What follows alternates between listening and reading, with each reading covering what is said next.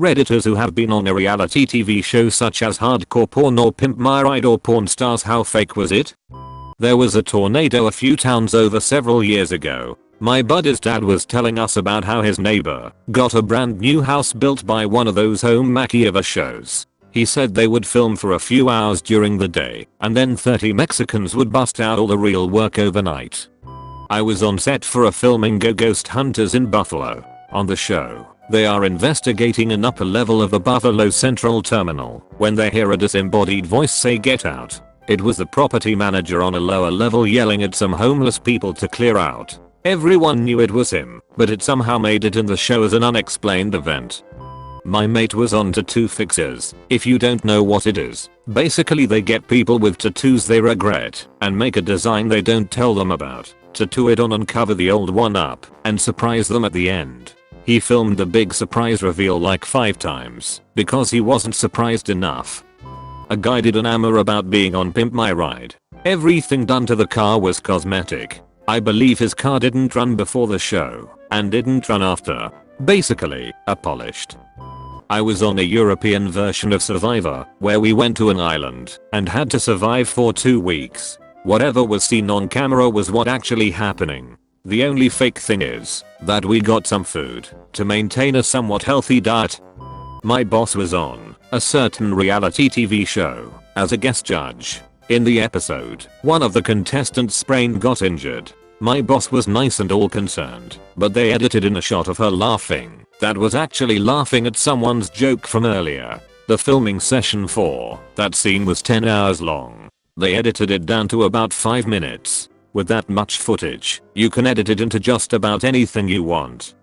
When I was in university about 7 years ago, we got an email inviting us to take part in 60-Minute Makeover, UK. It's a show where a person's family calls in a team of experts to totally refurnish their house while they're away from home for the day. The audience at home are led to believe that all of the work is done within 60 minutes, and they make a point to start their countdown on camera and rush everyone in to meet their deadline. About 10 of us joined the makeover team at around 8 AM on the day and were given flat pack furniture to make outside the house before they started the makeover. The crew had a skip outside where they threw all of this poor unsuspecting guy's furniture, only to be replaced with this cheap stuff that was only available to him via sponsorship of the program. They list all of the new furniture's manufacturers in the credits at the end of the show. They also masked off all of the skirting boards and light switches ready for painting before we were let loose inside. We were let into the house as a member of the ITV crew declared the start of our 60 minutes. After 30 minutes of frantic, patchy wall painting, carrying lamps, uncomfortable seating and chipboard coffee tables into the house, we were told to vacate. We then had lunch in the street while the experts went in to clean up our mess and then did it all again for another strict 30 minutes. After we were finished and the official 60 minutes were over, there was another period of professionals tidying and filling in our shoddy decorating before we all gathered outside and waited for a man to come home from work. He would find that all of his furniture had been smashed into a skip outside his house and replaced with stuff that may look good on camera for a couple of seconds during a quick sequence, but would be very disappointing to live with. This man would be happy about his makeover, and we would leave the scene as more experienced, well-rounded students with an insight into TV production. In Holland there was a Dutch version of Pimp My Ride. A player of a football team we played against had his car pimped. The car didn't even make it home. He had to call the car repair service on his way back from the studio. My brother was on Factor UK. There are several rounds before the televised rounds, so all those rubbish acts you see on TV have been picked by producers to go through. I've also been in the audience of The Voice and Factor, and they make you do loads of fake cheering, dancing, and clapping before the show starts, so they can cut it into the actual show. 90% of the cheering you see/hear on the televised shows have been added in post-production. Not me, but my best friend was on 16 and pregnant. Now I don't know if this is always the case, but none of the drama on her episode was fabricated. However, at one point, they did ask her to reenact a conversation that she had with her mother off camera. The funny part is, they had her reenact it about a week after giving birth, so she was no longer pregnant. To hide that, she wore a big sweatshirt and held a teddy bear in front of her tummy, so you couldn't tell the difference. I was on an Australian reality called Surprise Chef. The premise of the show was that the celebrity chef would meet someone at the supermarket and then cook dinner for them. On my episode I volunteered at an aquarium. The story in this episode was the chef met my boss at the supermarket, then cooked all the aquarium volunteers a nice surprise dinner. Of course this was all pre-arranged. There was no meeting by chance. We all knew what was happening, so for the scene we all got surprised in the shark tank. We knew what was happening and did 7 takes of fake surprise. The celebrity chef cooked nothing. He went in for a few takes and an actual chef cooked all the food, while the CC stood outside chain smoking. The food was average, basically local RSL quality, chicken palmy and profiteroles. I think I drew the short straw of things you get in a reality show. A meal. Others get like cars or renovation makeovers. I was on this morning when I was about 7 and they did a big makeover for me and my siblings. The premise they created was that we were a nightmare and my poor mum just wanted us to look smart for an upcoming christening. The main part one remember was them telling us to jump in the mud and shout no when our mum asked us to stop. Normally we wouldn't have dared, so I remember that being fun. Oh, and my sister ruined her hair 3 times before going on stage, so they made us hold her hands so she couldn't touch it. While at a bar in New York City, someone approached my dad and his buddy asking if they wanted to be on a gourmet cooking show. Naturally, they agreed and asked if I, 14Y/O at the time, could join. The promoter said of course, gave them the location, and told them to tell me not to eat a big lunch as this would be a large multi-course meal at an upscale restaurant. I skipped lunch that day after a rough lunchtime soccer match and left school early to meet my father and his friend.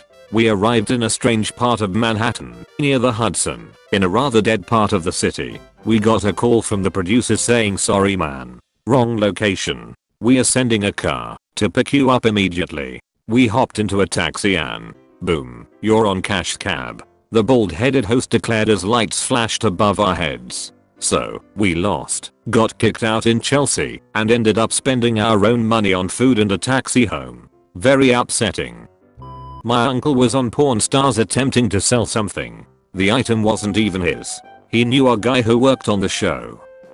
My sister's friend's family was on House Hunters several years ago, and everything about it was staged. They had already decided on the house before the show even started filming, and other 2 options that the couple was considering were found afterwards. They filmed a bunch of fake conversations between the family members to make it seem like they were still making up their minds. The thing is, this was a Latino family, and every member struggled heavily with English. The conversation scenes were obviously forced, as these people were just stumbling their way through scripted English sentences, and it was obvious that they would have been having the conversation in Spanish if they were on their own. The issue was so bad that I'm surprised they even aired the episode.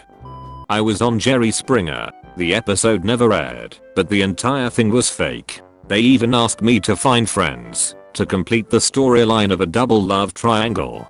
Coolest part of it all was when they literally asked me if I wanted a fake doctor's note or a fake death certificate made out in a fake family member's name in order to get me out of work. They literally had a guy on staff whose only job was to get people out of work so they could attend filming.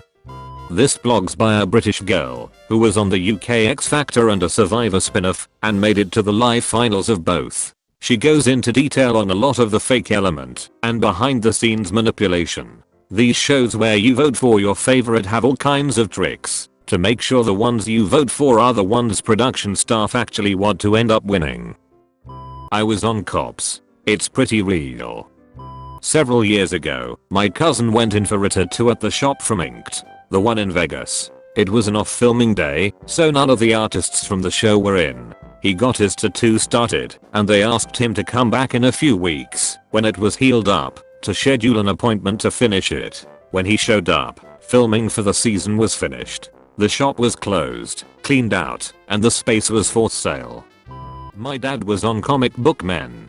Basically porn stars for comics, set in NJ. He didn't want to sell the item, just wanted to show it off. Off the cuff dialogue with cast live on camera. Did 2 takes. No script. They did ask him to come up with a reason to sell the item, which was based on truth. I was on set with him as background. It was pretty cool to be there, but I had to stay in the same place for an hour and a half reading the same DC comic. They aren't allowed to show any Marvel stuff unless it's an item someone brings into the store. The crew spends about 15 minutes hiding all the Marvel items in the store before shooting a segment. Loved the experience. My cousin was involved in filming for The Bachelor, not a contestant, and said they film many scenes in several different ways. For example, they might film them cuddling while walking, and then walking while looking annoyed and so on. Not that fake, but yeah. Not me, but a good friend of mine was on the Paris Hilton Needs a New Best Friend show, or whatever. She was new to LA and was trying to be an actress. She succeeded, by the way. She said everyone there was super fake nice and doing the bratty LA debutant get to know you kind of voice. All over the top personalities. And the producers got everyone drunk to get them going right off the bat. While my friend is a really good actress, she didn't have the high-pitched fake airhead routine down. As the first episode is finishing up, it's becoming clear she is the odd one out in a group of like 20 girls. She just wasn't plastic enough. After a couple interviews and a group challenge thing, the producers say they are taking everyone to go meet Paris. They put my friend and 2 other contestants in one limo, and everyone else in 2 other limos. When she got out of the limo, she was at the airport and they were sending her home after the first episode. The other 2 limos went to go meet Paris and finish the show. It was one of her first LA experiences and a good lesson learned about how fake Hollywood can be.